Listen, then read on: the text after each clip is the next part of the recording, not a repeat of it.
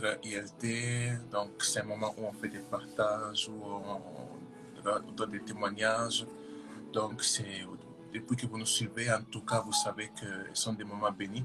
Donc, aujourd'hui aussi, ça sera un moment béni, j'ai la foi. Alors, avant de faire que ce soit, nous allons juste laisser ça entre les mains du Seigneur, que le Seigneur soit avec nous. Prions dans le nom de Jésus. Seigneur, nous voulons te dire merci pour ce moment que tu nous as accordé. J'ai béni la présence de tout le monde, j'ai béni la présence de Déborah, j'ai béni la présence de moi-même. Je vais te laisser entre tes saintes mains cette live du début jusqu'à la fin. Sois avec nous, demeure avec nous, au nom de Jésus-Christ de Nazareth. Amen. Amen. Ok, comme vous avez pu voir, aujourd'hui nous sommes avec Déborah Victorious. Yes. Alors, si tu peux aussi te présenter pour que les gens puissent savoir, pour les gens qui ne te connaissent pas. Oui, bonsoir. Alors, oui, vous m'entendez bien? Oui, en tout cas, moi je t'entends très bien. Ok. Moi je m'appelle Déborah, j'habite en Italie. Je sers Dieu depuis mon adolescence. Je suis la responsable aussi d'un groupe, d'une vision en Italie qui s'appelle Victorious. Chaque année, on organise des rencontres, des conférences pour louer l'Éternel. On invite aussi beaucoup de gens. Et cette vision, elle a été créée, m'a été donnée pour apporter le réveil en Italie. Donc, voilà. D'accord. Mais c'est d'un côté spécifique de l'Italie ou bien sur tout le continent italien? Non, ça concerne toute la nation. Mais pour le moment, on organise que... Moi, j'habite à Turin actuellement. Donc, pour le moment, on organise l'événement à Turin. Mais c'est vrai que l'événement attire beaucoup de gens dans tous les pays. Donc, tous les gens de toutes les villes viennent adorer le Seigneur ensemble avec nous. Donc, c'est vraiment un grand mouvement qui attire vraiment beaucoup de gens. D'accord. Et ça existe déjà depuis combien de temps maintenant? Depuis 2016. La vision est née en 2015, mais elle a été officialisée en 2016. D'accord. 2016, ouais. Ok, d'accord. Voilà Dieu. Ok, bon, Déborah, moi je vais te laisser la parole. Comme ça, Okay. nous sommes à ton écoute. D'accord. Ok, aujourd'hui, on va converser un peu. J'aimerais que ça puisse vraiment couler normalement comme si c'était vraiment une conversation entre frères et sœurs. Et aujourd'hui, je vais parler de ce que le Seigneur a mis en nous. Je vais parler du fait que nous sommes la réponse au questionnement des gens. Il y a quelques semaines, j'ai fait une vidéo où j'ai parlé de ça. Et par rapport à... Attends, ok. Et par rapport à ce que le Seigneur m'a poussé à tourner comme vidéo, le Seigneur m'a mis dans le cœur de pouvoir encore en parler aujourd'hui, ce soir. Et ce soir, je vais approfondir par rapport à ce que j'ai dit dans la vidéo que j'ai faite, mais je vais quand même faire un résumé de manière que tout le monde puisse comprendre. Ok, on va commencer par l'année 2020. Donc, on va parler d'actualité. Pourquoi? Parce que je ne généralise pas, mais c'est vrai que le chrétien a cette tendance à fermer ses yeux et fermer ses oreilles par rapport à ce que nous vivons dans le monde, par rapport à ce que le monde vit. Nous pouvons constater même les catastrophes que, par exemple, l'Australie a vécues. Il y a beaucoup de gens qui ont perdu leur maison. On a vu même par rapport à la pandémie qui a touché le monde entier, le Covid-19, qui a apporté beaucoup de malades. Il y a eu beaucoup de morts. Il y a eu et cette pandémie, en fait, a ramené beaucoup de décès, ce qui veut dire qu'il y a beaucoup de familles que maintenant souffrent actuellement. Pourquoi? Parce qu'il y a quelqu'un il y a quelqu'un qui est très cher à eux, qui n'est plus là actuellement, qui a ramené beaucoup de dépression. Pourquoi? Parce que à cause de cette pandémie, il y a une crise qui a vraiment touché le monde entier. Donc, il y a beaucoup de gens qui ont perdu leur travail. Il y a beaucoup de gens qui ont des difficultés à pouvoir vivre, à pouvoir aller de l'avant à cause de cette pandémie. Et à part ça, nous voyons aussi qu'à cause de cette pandémie, pendant que nous étions en confinement, on a vu que les violences conjugales ont augmenté. Ouais. Pourquoi? Parce que les couples aussi ont appris à se connaître véritablement. Parce qu'au début, on pouvait voir qu'on était tellement occupés avec le travail, l'école, avec nos occupations de tous les jours, qu'on n'avait pas vraiment cette opportunité, cette occasion de pouvoir nous connaître, on va dire. Non? Donc, il y a beaucoup de couples qui ont demandé divorce. Il y a aussi beaucoup de gens qui vivaient de la dépression, qui se sont suicidés. Pourquoi? Parce que à cause de cette pandémie, avant cette pandémie, il avait cette tendance à rester avec leurs amis, à sortir pour ne pas beaucoup réfléchir, pour ne pas beaucoup penser aux réalités de la vie. Mais à cause de cette pandémie, beaucoup de gens ont été obligés de se renfermer dans leur maison, ce qui veut dire que beaucoup de gens ont été là, réfléchissaient par rapport à leur vie, etc. Et beaucoup de gens qui souffraient de dépression ont pensé au suicide, ou sinon beaucoup de gens se sont suicidés. Ouais. Ce qui veut dire que le monde vraiment commence vraiment à beaucoup souffrir. On a même vu par rapport au racisme, nous connaissons bien, très bien l'histoire de George Floyd. Et nous savons très bien que le racisme n'a pas commencé à partir de lui, mais le racisme a été déjà là depuis beaucoup d'années. Et cet événement a été comme à manifester une rage dans la communauté qui a fait en sorte que les Noirs puissent aller dans les places et pouvoir, comment dire, protester, comme se dit en Protester. Oui, par rapport à ce que l'on vit. Et c'est comme si le monde est en train de crier au secours.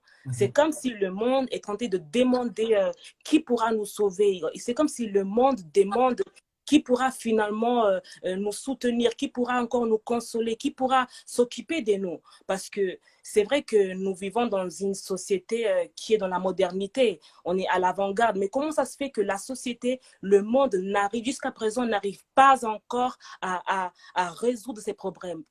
Comment ça se fait que la société, malgré la technologie, malgré le fait que nous sommes en 2009, n'arrive pas à consoler les gens, n'arrive pas à apporter la paix, n'arrive pas à apporter l'amour? Cela veut dire que les enfants de Dieu, quelque part, sont réclamés. Cela veut dire que quelque part, le monde est en train d'attendre l'Église afin qu'elle dise « Me voici, envoie-moi » par rapport à ces gens. Donc, je voulais d'abord commencer par un verset, Apocalypse 5, versets 2 à 5.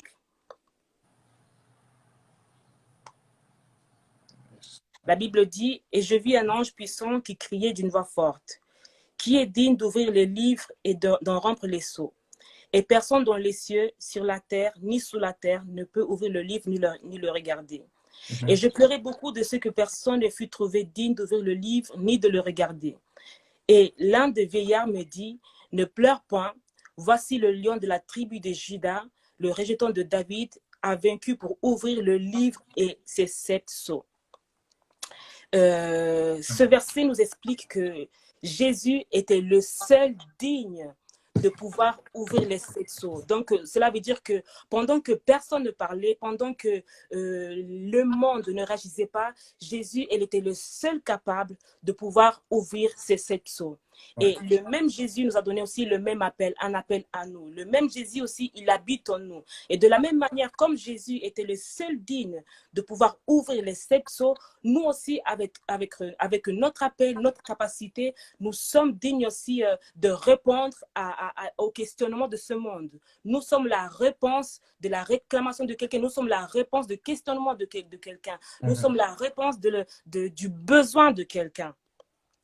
Mais il y a un problème, c'est que comment ça se fait que Jésus nous a promis tellement de choses, il nous a dit que nous sommes la tête et non la queue, il nous a dit que nous avons la capacité de pouvoir marcher sur les serpents et les scorpions, il nous a donné tellement, beaucoup de capacités, de puissance, mais comment ça se fait que l'Église n'arrive pas à répondre aux besoins? C'est vrai que oui, nous répondons aux besoins, c'est vrai, mais cette année 2020 nous fait comprendre que le monde nous réclame encore plus qu'avant. C'est vrai. Cette période nous fait comprendre que le monde, la terre, la dimension terrestre, la société n'a pas cette capacité de pouvoir répondre véritablement au questionnement des gens. J'ai une réponse. Et c'est grâce à la Bible parce que c'est la parole qui nous parle beaucoup. La parole est actuelle. La Bible dit que Jésus-Christ est le même hier, aujourd'hui et éternellement. C'est Jésus-Christ qui nous parle au travers de sa parole actuellement aussi. Et nous pouvons commencer par le commencement, dans le livre de Genèse. Genèse chapitre 1, nous connaissons l'histoire de Genèse, de la création. Je vais faire un petit résumé, comme ça nous pourrons lire les versets. Ouais. Nous savons très bien que le premier jour, le Seigneur, Dieu créa la lumière. Il y avait les ténèbres et maintenant Dieu créa la lumière. Ça, c'était le premier jour. Le deuxième jour, le Seigneur, Dieu sépara les eaux pour créer le ciel. Ok, ça c'est le deuxième jour. Le troisième jour, Dieu a créé il sépara les eaux pour faire en sorte qu'il puisse être aussi la terre. Donc, il y a eu les eaux et la terre. Et aussi, le troisième jour, Dieu a mis aussi la végétation. D'accord? Le quatrième jour, le Seigneur a créé le jour et la nuit. Donc, il a créé aussi la notion du temps. Le cinquième jour, il a créé les animaux. Le sixième jour, il a créé l'être humain, l'homme. Et le septième jour, il se reposa. Maintenant, si nous pouvons lire Genèse 1, le verset 9 jusqu'à 12, la Bible dit, Dieu dit, que les eaux qui sont au-dessus du ciel se ressemblent à un seul lieu, et que le sec paraisse. Et cela fut ainsi. Dieu appela le sec terre, et l'appela la masse des eaux mer. Dieu vit que cela était bon. Puis Dieu dit, que la terre produise de la verdure, de l'herbe portant de la semence, des arbres, des fruitiers, donnant du fruit selon leur espèce, et ayant en eux leur semence sur la terre. Et cela fut ainsi. La terre produisit de la verdure, de l'herbe portant de la semence selon son espèce, et des arbres donnant des fruits, et ayant en eux leur semence selon leur espèce. Dieu vit que cela était bon. Ok, si nous pouvons lire aussi Genèse 2, le verset 4. Voici les origines des cieux et de la terre. Quand ils furent créés, lorsque l'Éternel Dieu fit une terre et des cieux, aucun arbuste, il faut vraiment lire ces versets, aucun arbuste des champs n'était encore sur la terre, et aucune herbe des champs ne germait encore, car l'Éternel Dieu n'avait pas fait pleuvoir sur la terre, et il n'y avait point d'homme pour cultiver le sol. Mais une vapeur s'éleva de la terre et arrosa toute la surface du sol. L'Éternel Dieu forma l'homme de la poussière de la terre. Il souffla dans ses narines un souffle de vie, et l'homme devint un être vivant. Amen. Ok, ici, nous pouvons voir le chapitre 1. La Bible dit que le troisième jour, Dieu créa la terre et la végétation. D'accord? Mais comment ça se fait que dans le chapitre 2, la Bible dit qu'aucune végétation était présente, et surtout, la Bible dit aussi que Dieu ne fait pas pleuvoir sur la terre parce qu'il n'y avait pas de végétation. Comment ça se fait que Dieu, dans le chapitre 2, il dit qu'il n'y avait pas de végétation, alors que dans le chapitre 1, il dit très bien, le troisième jour, lorsque Dieu créa la terre, il créa même la végétation, la verdure. C'est vrai, en plus. C'est vrai. Moi, je me suis posé cette question. La Bible dit que Dieu n'a pas permis qu'il puisse pleuvoir sur la terre parce que l'homme n'était pas présent. OK? Et moi, je sais que Dieu ne fait pas les choses par hasard. Donc, ce que j'ai compris, c'est qu'il n'a pas voulu faire pleuvoir parce que personne n'allait cultiver cette végétation. Amen. Amen. Donc, cela veut dire que le troisième jour, lorsque l'Éternel était en train de créer la terre, avant de pouvoir créer la végétation, comme nous pouvons le lire dans le verset, dans le chapitre 1er, il s'est dit, attends, je ne peux pas créer la végétation si personne ne sera là pour la cultiver. Je ne peux pas créer la végétation si personne ne sera là pour la garder. Donc Dieu, avant de pouvoir poursuivre son travail, il a pensé à l'homme. Amen. Amen. Donc Dieu, avant de pouvoir poursuivre son travail, pour poursuivre les autres jours où il a créé les animaux, la lumière, etc., le temps, etc., il a pensé à l'homme. Parce que nous voyons très bien que la Bible dit que Dieu n'a pas permis qu'il puisse pleuvoir car l'homme n'était pas là, il n'y avait pas de végétation. Ouais. Ce qui fait que Dieu ne gaspille pas. il n'y a pas de gaspillage avec Dieu. Mm. Donc, cela veut dire que le troisième jour, avant que le Seigneur puisse poursuivre son travail, il a pensé que non, si je poursuis mon travail, c'est parce que je sais qu'après, je vais créer l'homme. Mm. Amen. Amen. Qu'est-ce que cela veut dire? Que nous sommes les seuls capables, les seules personnes capables de pouvoir cultiver et pouvoir nous prendre en charge des responsabilités que Dieu nous donne. Amen. Et si nous voyons même il y a une comparaison que Dieu m'a mis au cœur de faire, c'est dans Jérémie 1. La Bible dit, avant que j'étais formé dans le ventre de ta mère, je te connaissais. De la même manière que Dieu parla ainsi à Jérémie, de la même manière, Dieu, avant de créer la végétation, nous connaissait, il a pensé à nous. Trop bien. Amen. Amen. Et si je peux continuer aussi, la Bible dit, toujours dans Jérémie 1, et avant que tu fusses sorti de son sein, désolé pour moi le français, hein, avant que tu fusses sorti de son sein, je t'avais consacré, je t'avais établi prophète des nations. Et de la même manière que Dieu nous a consacrés serviteurs des nations, c'est de la même manière que Dieu consacra l'homme pour cultiver et garder la végétation. Wow. Amen. Amen, amen. Sinon, comme je dis avant, il n'allait jamais poursuivre son travail.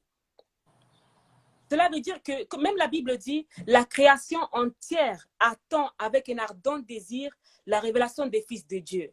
De la même manière, le troisième jour, la terre attendait avec un ardent désir la création de l'homme, de manière que l'homme puisse s'occuper de la végétation.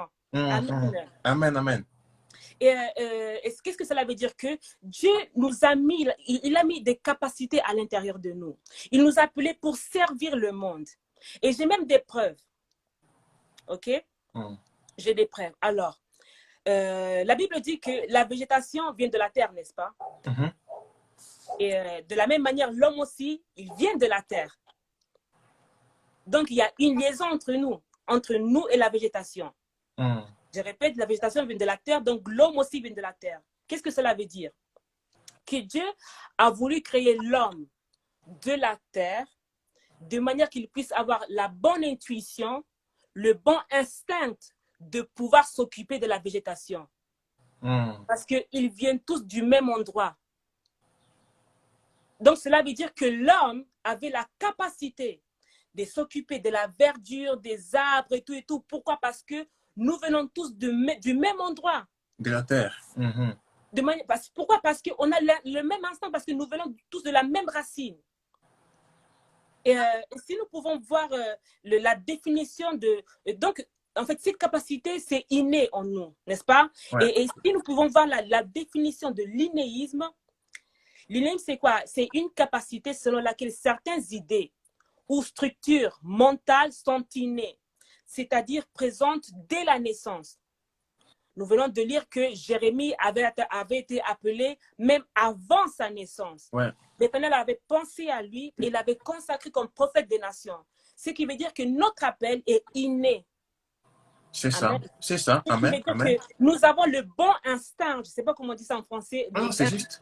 Voilà, instinct de pouvoir cultiver et nous prendre soin de notre appel, de nos dons, de nos talents. Amen. Amen. Donc,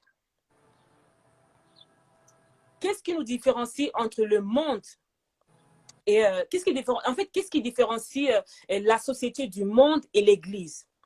Pourquoi? Parce qu'avant, je disais que le monde, malgré le fait qu'il soit dans la modernité, le monde, malgré le fait qu'il soit dans l'avant-garde, n'arrive pas à répondre aux besoins de l'homme. Parce que l'homme, même s'il s'appuie dans le monde, il y a toujours un vide. Ce qui veut dire que le monde réclame l'Église de manière qu'il puisse avoir un changement. Ce qui nous différencie, c'est le surnaturel. Amen. Amen. Même la Bible dit, cherchez les choses d'en haut et non celles de la terre. Pourquoi? Parce que la terre n'arrive pas à répondre aux besoins de l'humanité. C'est juste. Malgré la terre soit dans l'avant-garde, malgré la terre soit dans la modernité, n'arrive pas parfaitement à répondre aux besoins de l'homme.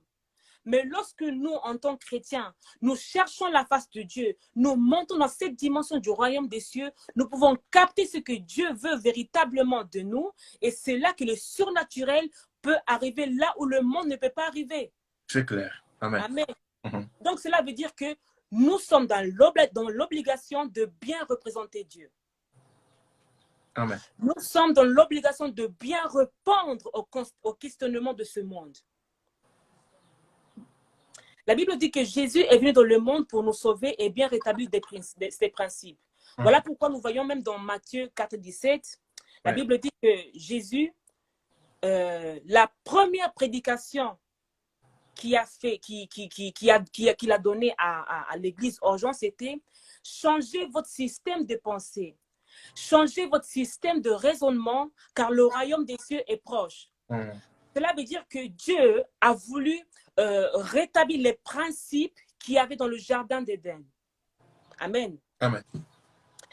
Si nous pouvons même voir dans Genèse, la Bible dit, il a dit quoi? Le premier principe qu'il a dit lorsqu'il a créé l'homme, c'était quoi? Soyez féconds. Oui. Amen. Le premier principe était soyez féconds.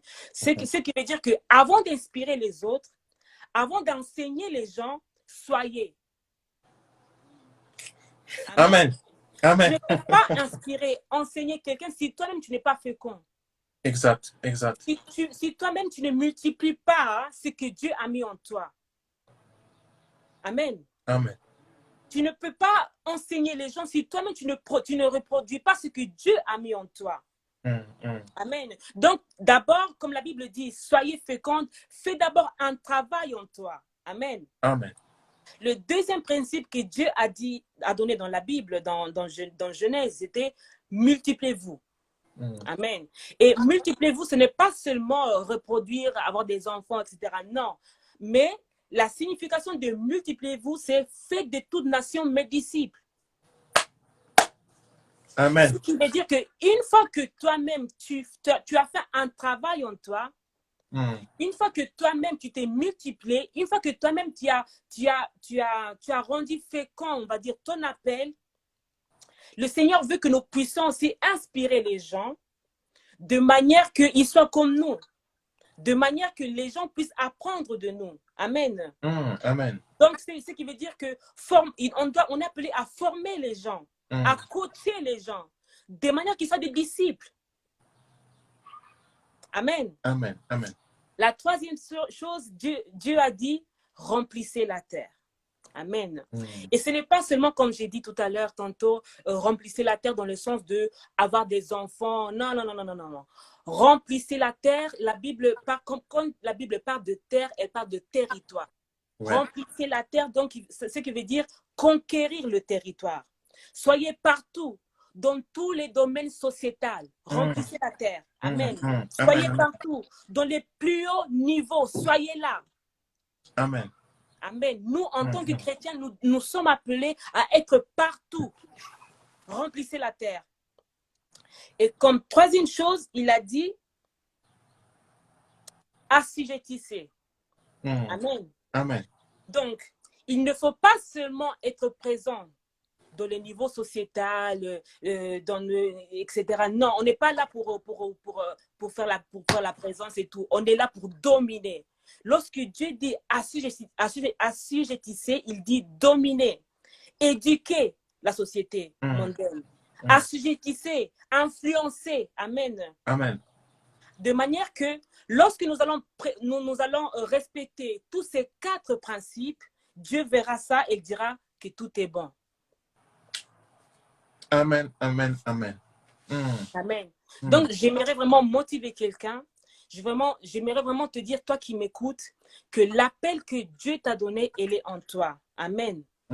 Moi, par exemple, je te parle par rapport à mon propre témoignage. J'ai répondu aux besoins de l'Italie. Amen. Je te fais un exemple. Moi, quand j'étais petite, en fait, comment dire, je ne me valorisais pas assez. Je n'allais jamais penser d'avoir tous ces talents que Dieu a mis en moi. C'est pour ça que même dans ma maison, lorsqu'il fallait faire quelque chose, lorsqu'on donnait des responsabilités à des gens. Voilà, il préférait donner ça à mon grand frère plutôt que moi parce qu'il savait que, bon, Déborah, ce n'est pas trop ça, quoi. Mais lorsque j'ai connu, j'ai appris à me connaître, lorsque le Seigneur m'a poussé à connaître ma propre identité, c'est là que j'ai commencé à voir que tout ce que Dieu avait mis en moi, c'était inné. Et j'ai commencé à me cultiver. Amen. Je commençais à faire des recherches. Il y a mon frère qui met l'emoji parce qu'il sait très bien que c'est vrai. Vraiment, Dieu m'a poussé à investir sur moi, n'est-ce pas? Lorsque les gens me disaient, mais Déborah, franchement, ton talent, c'est d'organiser, tu sais très bien faire ça, ça, ça, ça. Lorsque j'ai appris à comprendre ce que Dieu a mis en moi, j'ai commencé vraiment à faire des recherches, à investir sur moi, à cultiver mes dons, à cultiver le talent comme Dieu avait dit à Adam de le faire pour la végétation. Amen. Parce que si nous voyons la végétation, c'est comme l'appel. Amen. On va mettre cela dans ce niveau. Donc, la végétation, c'est comme notre appel. Exact. Donc, nous sommes appelés à cultiver notre appel. Amen. Amen. Et tu sais que même actuellement, lorsque je pense au moment où je croyais n'avoir pas de capacité, lorsque je pense au moment où je ne croyais pas en moi, actuellement, je me souviens que j'avais des habitudes par exemple, dans l'organisation, etc., que moi-même, je manifestais, mais je ne m'en rendais pas compte. En fait. Et c'est que maintenant, lorsque je réfléchis à certaines actions que je faisais, à certaines actions que je posais, je me suis rendu compte que non, cette attitude, je ne l'ai pas eu maintenant parce qu'on m'a imposé les mêmes. Non, je l'avais depuis le début, depuis mon adolescence, mais je ne m'en rendais pas compte. Et je peux même te faire un exemple, Gédéon, l'histoire de Gédéon. Nous savons très bien que Gédéon ne croyait pas en lui. Nous savons très bien que Gédéon, il disait qu'il n'était pas capable. Et si nous voyons même l'histoire de Gédéon dans Jude 6, si je ne me trompe pas, verset 3, oui. La Bible dit que, en fait, quand Israël avait semé, chaque fois qu'Israël semait, chaque fois qu'Israël faisait un travail, Madian montait avec Amalek et les fils de l'Orient et il marchait contre lui. Il campait en face de lui en détruisant la production du pays. Donc, chaque fois que le peuple d'Israël était là pour travailler, pour cultiver, on va dire, dans le camp, les Madianites, ils arrivaient pour tout exploiter, pour tout enlever. Et ce qui m'a touché, c'est quoi? C'est que Gédéon, pour éviter que les Madianites puissent encore voler, on va dire, tout ce qu'ils travaillaient, faisaient quoi? La Bible dit que Gédéon battait du froment au pressoir pour le mettre à l'abri de Madian. Et nous savons très bien que le pressoir, le peuple d'Israël utilisait le pressoir pour le raisin. Ouais. Je ne sais pas si tu vois le truc là, le pressoir, on mettait le raisin pour faire du vin. Maintenant, Gédéon, il faisait quoi? Il bâtissait le froment dans le pressoir, de manière que les Madianites ne puissent pas voir cela. Donc, Gédéon avait déjà, même dans son insu, malgré qu'il pensait qu'il n'était pas capable, il avait déjà cette mentalité de stratège. Exact. Il avait déjà cette capacité de pouvoir être stratège, de savoir que non, comme les Madianites, je sais que les Madianites vont venir, moi-même je vais m'en occuper, je vais faire ça, je vais faire ça en cachette dans le pressoir. Et nous voyons très bien que lorsque l'ange est arrivé, et nous connaissons très bien son histoire, que Gédéon, il a été appelé comme leader, on va dire, dans l'armée des Israélites. Pourquoi? Ce qui veut dire que l'appel, le don qu'il avait, il était déjà en lui. Oui, exactement. Amen. Exactement. Amen. Donc, il ne savait pas d'être un vaillant héros, mais il produisait déjà ce qui était naturel en lui. Il le reproduisait déjà ce qui était inné en lui. Amen. Amen. Donc, qu'est-ce que je veux dire par là? Que Dieu vraiment nous appelle pour le servir. Donc, tu dois croire en toi de manière que le Seigneur puisse utiliser ce qui est en toi. Le monde nous réclame. Le monde a besoin de nous. Donc, la Bible, le Seigneur veut nous dire qu'on doit nous lever. Dans cette année 2020, j'ai compris que, tu sais que beaucoup d'églises se sont concentrées que pour le fait de prier afin que les gens puissent être guéris. C'est vrai. Et cela est très bien. Hein. Enfin, je n'ai pas dit, je ne suis pas contre cela. Hein. Je ne suis pas contre cela parce que moi-même aussi, j'ai perdu quelqu'un de très cher à cause de cette pandémie. Mais Dieu, en fait, m'avait dit que l'Église se trouve dans la distraction. Pourquoi? Parce que Dieu voulait donner un message au travers de cette pandémie. Le problème est que l'Église s'est concentrée que sur une chose au lieu de se concentrer sur le message, sur le véritable message que Dieu voulait laisser. C'est vrai, ouais. Et Dieu voulait dire, cherchez la profondeur parce que le monde vous réclame. Et il ne parle pas seulement à tous ceux qui ne veulent pas donner leur vie à Dieu ou sinon à tous ceux qui t'attendent encore. Non, pas du tout. Il voulait même parler à ceux qui sont déjà dans le ministère. Il voulait faire en sorte que les gens puissent chercher la profondeur de manière qu'ils puissent s'élever et travailler dans la société. Parce que c'est la société qui a besoin de nous. Tout à fait, tout à fait. Il y a même une fois, il y a un pasteur qui a dit que le problème est que Dieu, tellement l'Église ne se trouve pas dans le domaine sociétal, que Dieu est obligé de parler aux païens de manière que les chrétiens puissent se réveiller. C'est juste. Parce que nous savons très bien que quelqu'un de la politique ne peut pas venir chercher un chrétien quelconque comme ça pour lui dire, écoute, on a des problèmes. Non, il faut que nous soyons dans le même niveau, de manière qu'il puisse nous écouter. Ouais. Ce qui veut dire que Dieu veut que nous puissions vraiment nous réveiller. Dieu veut vraiment que nous puissions nous lever de manière que nous puissions travailler pour lui dans tous les domaines. Tout à fait. Voilà, c'était ça mon message. En tout cas, non, mais je n'ai pas de mots. Gloire à Dieu, gloire à Dieu. En tout cas, s'il y avait tellement de révélations que moi aussi, par rapport à la végétation et l'homme, je n'ai jamais remarqué ça. En tout cas, c'est quelque chose qui est vraiment grave bien. Et aussi par rapport au dernier point que tu disais, moi aussi, j'ai remarqué la même chose que tu vois, surtout la jeunesse. Ils veulent plutôt travailler dans l'église, mais par contre, ils ne veulent pas travailler dans la société. Il y a beaucoup de gens qui disent, oui, moi, je vais être pasteur, je vais être un orateur, je vais être les plus grands chantres. Mais par contre, il y a tellement de personnes qui ont besoin de la société. Par exemple, les présidents des avocats. Mais ça, par contre, ils ne tiennent pas compte. Mais c'est quelque chose, mais comme tu dis, c'est très, très important. C'est très, très important. C'est ça, c'est ça. Et c'est juste, franchement, c'est même si tu peux constater, comme dans la société, il faut être, par exemple, je te fais un exemple, dans la société, il faut être forcément beau, on va dire. Non? Donc, le make-up est important. Et maintenant, nous voyons que même nous, les chrétiens, il y a beaucoup de filles, on va dire que même en Europe, si je peux dire, hein, excusez-moi, mais Hein. pas 100%, 70%, lorsqu'on parle de quelqu'un qui crée une entreprise, c'est seulement pour le make-up, par exemple. Ouais. Mais comment ça se... Mais moi, je me demande, je ne dis pas que cela est mauvais, mais je me dis que peut-être on est trop superficiel. Pourquoi? Parce que je ne pense pas que le seul besoin du monde, c'est la société. C'est comme si la société nous a manipulés, on va dire. Voilà pourquoi Dieu, il veut que nous puissions chercher la profondeur, de manière que nous puissions véritablement savoir ce que Dieu veut véritablement de nous. Je ne dis pas que travailler dans le make-up est mauvais, non, parce qu'il y a des gens qui sont appelés dans ça, mais pas tout le monde. Tu vois ce que je veux dire? Et il n'y a pas seulement que ça, mais c'était juste un exemple pour dire que comment ça se fait que nous répondons seulement à certains besoins alors que le monde réclame beaucoup d'autres besoins. Ouais. C'est ça le problème. Dans le monde, il y a beaucoup de psychologues, dans le monde, il y a beaucoup d'avocats, mais le problème est que comme le monde, en fait, c'est plutôt les païens qui font ce travail, c'est pour ça qu'il y a la corruption. C'est vrai. Alors que nous, en tant que chrétiens, nous sommes censés vraiment investir sur nous de manière que nous puissions ramener le royaume des cieux sur la terre. Oui. Oui, comme le frère Ganili, il a dit, vous attendez une histoire de make-up, stop make-up, back to wake-up. Mais oui, c'est très important, très important.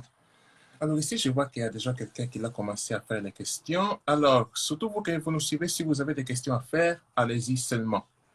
Alors ici, il y a Ganili qui pose la question, comment se réveiller? Il se réveille du sommeil profond.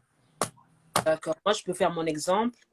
Parce que vous voyez, en fait, j'ai fait un constat, c'est que je ne généralise pas, hein, mais je dis que dans certains cas, je vais dire que l'Église impose les choses au lieu de pousser l'homme à rechercher sa propre intimité avec Dieu. Oui, Je veux dire quoi par cela? Tu sais qu'il y a beaucoup de chrétiens qui sont frustrés par rapport à leur relation avec Dieu. Pourquoi? Parce que ils suivent les règles que l'Église lui donne. Et lorsqu'ils suivent ces règles, peut-être ils vont faire, genre, je te fais un exemple. Moi, je peux te dire, ouais, tu dois jeûner 40 jours, 40 nuits de manière que Dieu puisse te parler. Et la personne, elle peut jeûner. Elle peut faire ces efforts-là. Mais tu verras qu'après ces jeûnes, il ne va plus prier pendant 20 jours, pendant un mois. c'est vrai. Ouais, Pourquoi? ouais. Parce qu'il n'a pas cherché la profondeur de Dieu, mais par rapport à lui. Tu vois ce que je veux dire? Et nous, étant qu'Église, nous devons pousser les gens à redécouvrir leur propre relation avec Dieu, privée, je vais dire. Je ne sais pas comment, désolée, excusez, mais je suis italienne, donc le français, ce n'est pas trop ça. Pas de souci. Mais, donc, se réveiller comment? En fait, tu dois chercher à trouver ta propre intimité avec Dieu. Tu dois te poser des bonnes questions. Vous savez, Dieu nous a donné un cerveau, une intelligence pour savoir réfléchir aussi. C'est vrai qu'il faut prier. C'est vrai, la prière est très, très importante. Mais des fois, par exemple, moi, j'étais arrivée à un moment, je me suis dit, mais Déborah, franchement, je ne pense pas que tu es appelée à subir la vie. Je me posais des questions, je me suis dit, est-ce que vraiment je suis appelée à être là pour ne rien faire? Alors, j'ai fait comme une introspection sur moi. Et j'ai commencé à faire la liste de tout ce que je savais faire. D'accord? J'ai commencé à faire une liste, par exemple, de Deborah, c'est faire ça, ça, ça, nani, nani, nanana. J'ai prié sur ça. Et c'est à partir de là que Dieu m'a parlé. Donc, le réveil, c'est surtout ça. Et le réveil aussi, c'est savoir comment dire, c'est chercher la face de Dieu et faire en sorte que Dieu puisse vraiment nous parler à nous. Trouver une relation profonde avec Dieu de manière qu'il puisse faire un travail en nous et au fur et à mesure du temps, le réveil deviendra, comment dire, concret. D'accord. Ouais. Donc, je ne sais pas, Ganélie, si la réponse a été claire. En tout cas, oui. Alors, je vois, il y a une deuxième question qui arrive. Entre-temps, voilà la deuxième question. Comment développer la confiance en soi-même et en ce que Dieu a placé en nous? Franchement, moi, je te dis la vérité. En fait, dans ton appel, comment dire, lorsque Dieu t'appelle, lorsque tu commences à découvrir ton appel, le manque de confiance, des fois, est toujours là.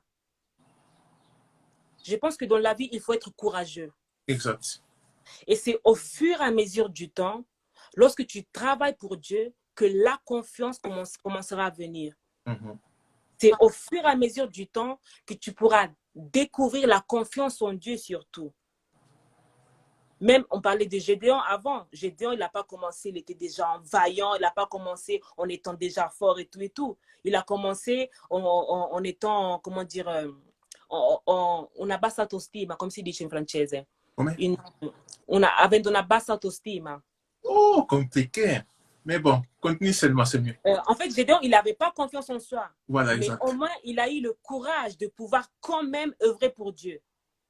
Et donc, la confiance en soi se développe dans ta marche avec Dieu, dans ton appel avec Dieu, au fur et à mesure du temps. Il faut être courageux. Même si tu as peur, même si tu as peur de ce que les gens peuvent dire, tu continues de marcher. Et c'est là que, par rapport aux expériences, que la confiance en toi commence à se développer. Ah voilà, comme Sarah l'a dit, il s'est sous-estimé. Exactement. Moi aussi, par exemple, lorsque Dieu m'avait appelé, c'est parce que je me posais beaucoup de questions. Je me disais, comment ça se fait qu'actuellement, en Italie, on n'arrive plus à organiser des événements comme il faut.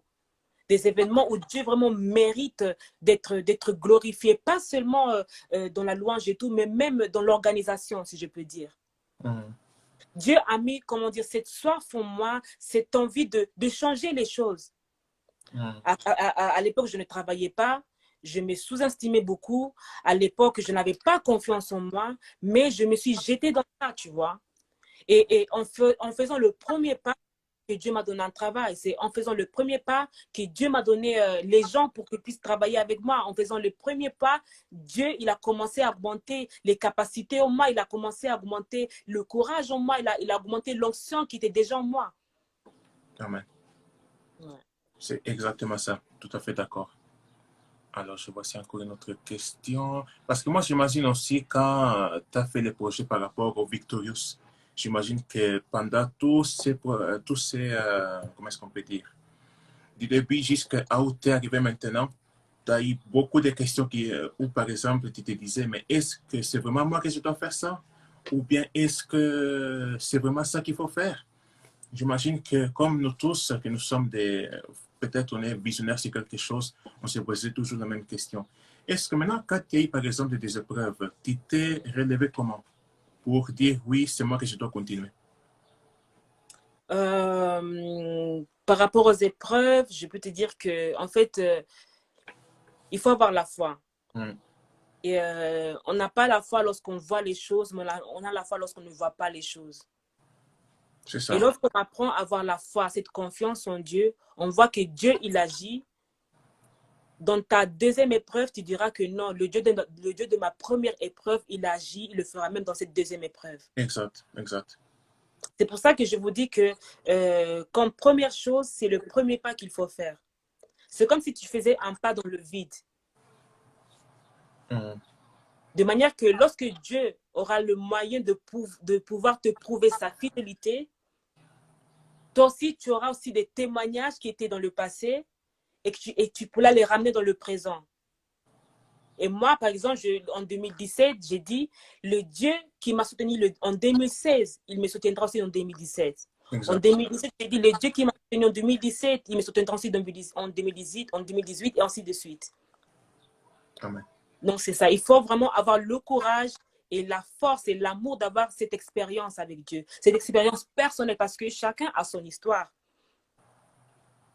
Et c'est cette histoire que tu as avec Dieu, c'est cette histoire d'amour que tu as avec Dieu qui te donnera le courage de continuer ce travail avec lui. Et surtout, c'est cette histoire avec Dieu qui augmentera l'amour pour Dieu, envers Dieu. Exact, exact. Amen.